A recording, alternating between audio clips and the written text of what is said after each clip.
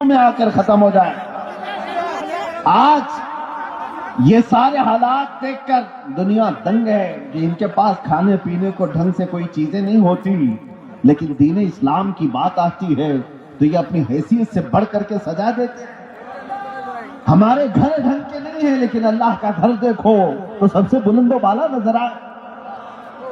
کئی لوگوں کی آنکھوں میں گڑنے والے چبھنے والے مینار سڑکوں سے گزرے، مسلمان پائی پائی جمع کر کے یہ ساری چیزیں کرتا ہے۔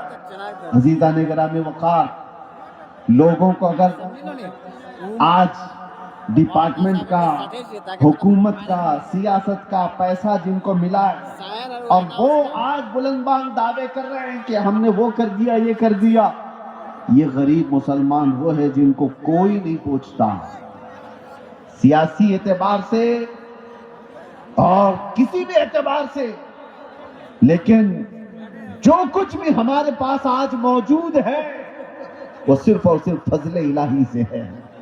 اگر رب تبارک و تعالی اس دین کا حامی و ناصر اور مددگار نہ ہوتا تو یہ درندے تو کب کے چبا چکے ہوتے ہیں۔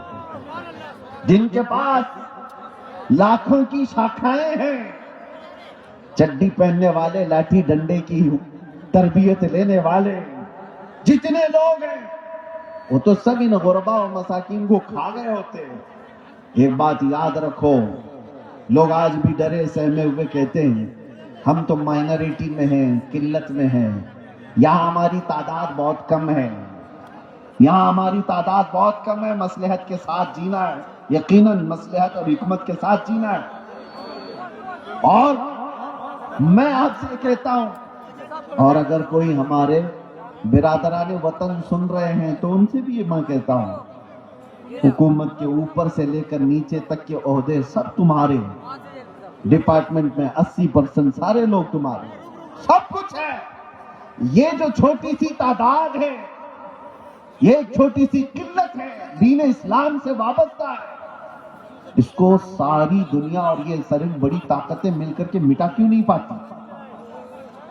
24 گھنٹے میڈیا بھونکتا رہتا ہے اور مٹا کیوں نہیں دیتے برسوں سے؟ کان کھول کر کے سن لو، سارے دجال مل کر کے بیٹھ کر کے اپنی طاقت کا استعمال کریں تب بھی ہمیں نہیں مٹایا جا سکتا۔ اقبال نے کہا یونان و مصر و روما سب مٹ گئے جہاں سے، باقی مگر ہے اب تک نام و نشاں ہمارا، کچھ بات تو ہے کہ مٹتی نہیں ہستی ہماری۔ صدیوں رہا ہے دشمن دور زماں ہمارا، توحید کی امانت